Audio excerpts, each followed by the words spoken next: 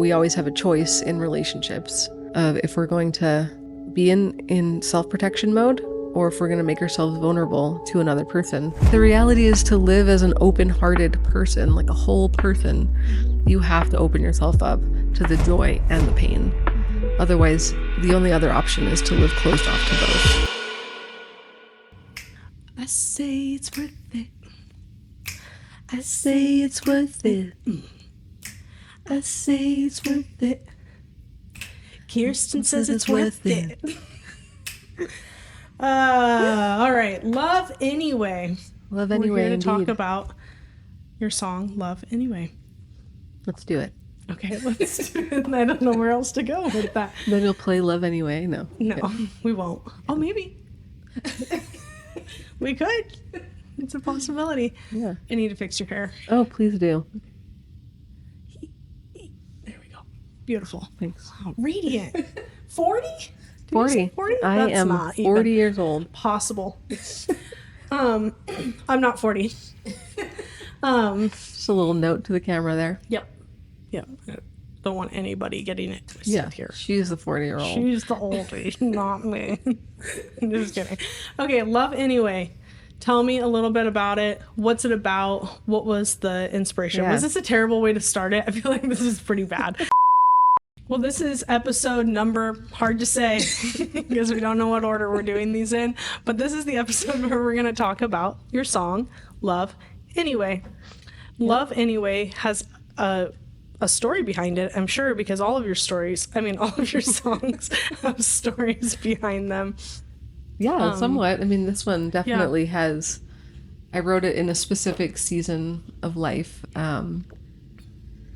It was something I was going through, so which is kind of fun. Like my last album was very much. I wrote songs that I picked out a story from the Bible, Right. and wrote songs based on those stories and like from the perspective of characters within the Bible.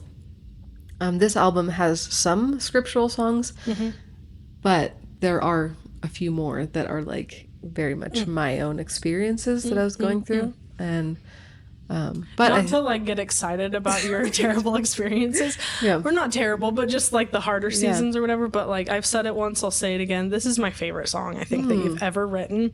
wow. I just Yeah. And I think the reason why I love, there are many a song that you've written from the perspective of somebody, like a character in the Bible or something like that. And you have a unique ability to really morph yourself into their story and then speak it from their experience, like it's your own experience. There's something that's unique and like thrilling to me hearing you from your own experience write a song.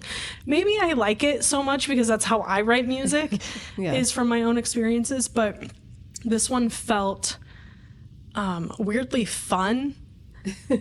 Yeah, it has a groove. A fun groove to it, but it's really raw and honest too, because you're talking about loving, choosing to love rather than to just completely distance yourself from relationships, even when they might turn out with hurt. So do you want to tell us a little bit about the story? I'll just let you tell them about it. No. Nope, not gonna do that. So, I mean, just generally speaking, but so Love Anyway really is about choosing to love people without caution of thinking, well, what if I get hurt? So I wrote it in a season where we maybe thought that life was going to be looking one certain way, and then kind of went all in on this one direction of our lives, and then pretty quickly that it shifted, and what we thought was going to be wasn't quite what it turned out to be, and that was okay. God was in that for sure, but it was a really hard process of letting go of expectations of maybe what you thought certain relationships were going to be. And so this song came out of that experience of like, I really want to go into self-protection mode right now. And what I would really love to do is not ever be vulnerable again to anyone. Because it hurts too much when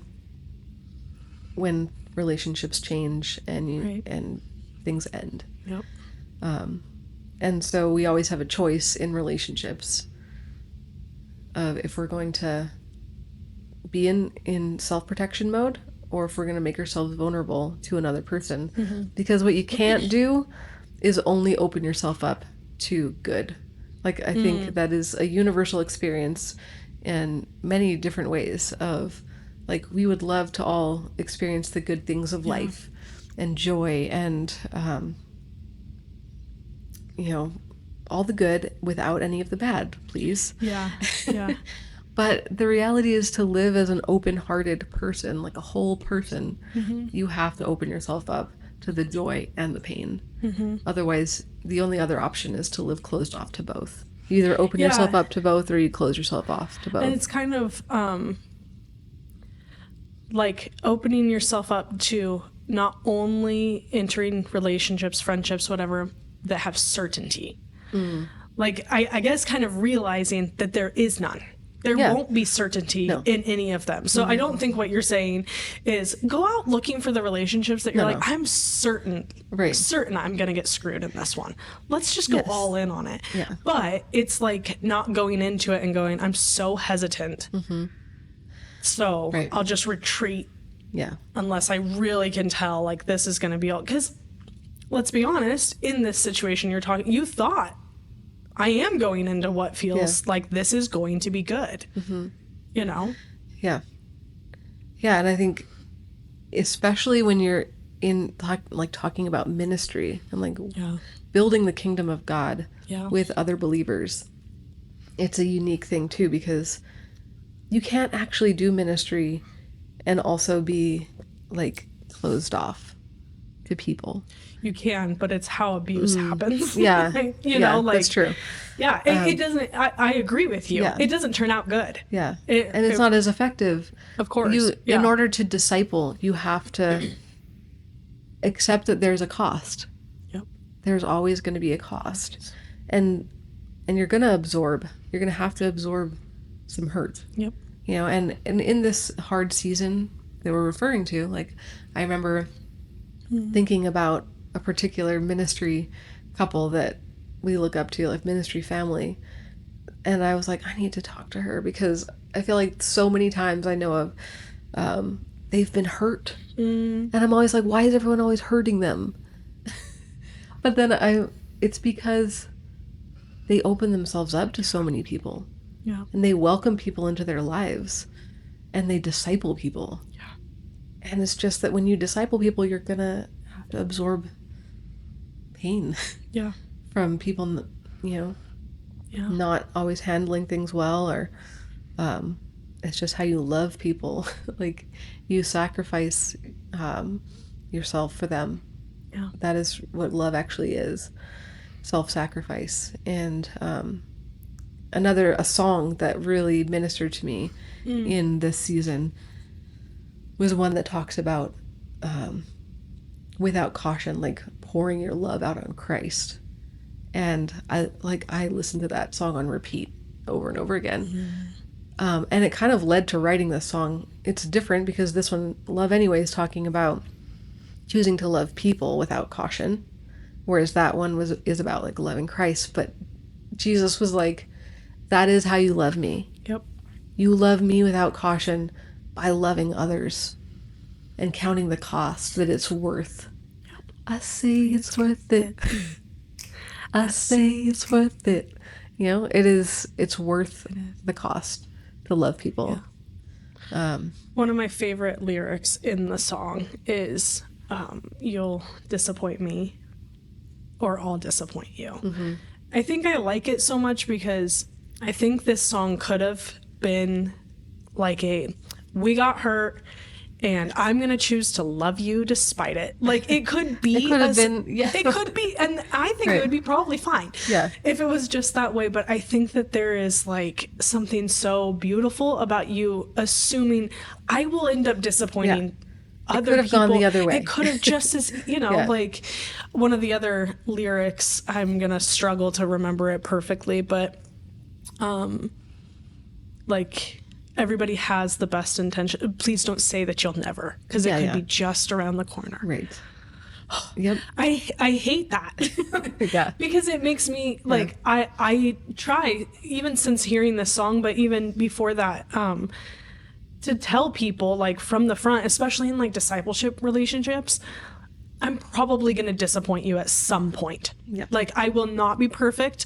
I'm not going to hit every mark for you, and you're going to do it right back to me. Mm-hmm. And we're going to go into it not expecting to hurt each other, but expecting that we're going to be human. Yep. And that in this human, I guarantee within you and I, like in our relationship, there have been little moments that have been like, I don't think that what I just said felt good to her. Right. And I need to apologize. Like, right. And we've gotten to experience the like, I don't know if it was reconciliation that necessarily had to happen, but like just forgiveness. Clearing the air. Clearing the air. There's beauty in the forgiveness. Yep. And that's just also not always going to happen that way. Mm-hmm. You won't always get the opportunity to fully clear the air on something. Yeah. And so I think recognizing that you and I and everyone, we're all human. We're all fallen. We're all going to do it at some point to somebody else. And so I'd say that it's worth it to love anyway, you know, and to just still. Right. And it gives you some humility when you're the one who's being hurt. Yes. To go, I probably have done this to someone else at some point. So I'm going to absorb that one, because it's so easy when you are the genuine victim in a situation or one of them to be like, I would never do this to anybody. And you're like, you have though. Yeah. Like almost guaranteed you've been the person that somebody else would have written this song about. Yeah. Well, I'm thinking about it in like a discipleship mindset too. Mm-hmm. My husband and I were just talking about this the other day. Like when you choose to, bring someone along, and disciple them, there are going to be times when, because they're still learning, everyone's still learning, but you're going to have to absorb some of the hurt. Yep. And what was helpful for us even just recently is talking about like, remember when when we both lived with his aunt and uncle, Steve and Christy, who like led him to the Lord and were a huge part of his story, and their hospitality changed his life. And we're just talking about like, how many times did Steve and Christy just go, I'm going to take that one on the chin for David. Oh yeah. Because he is a knucklehead. Yep. And that literally changed his life. Yep. And so when he's on the other side of it and there's people that you're, pouring into, you're like, I'm going to take that one on the chin for that person because they're going to do it for someone else one day too. It's like the cycle of loving anyway. And that I think it's the Jesus way. Oh, you love so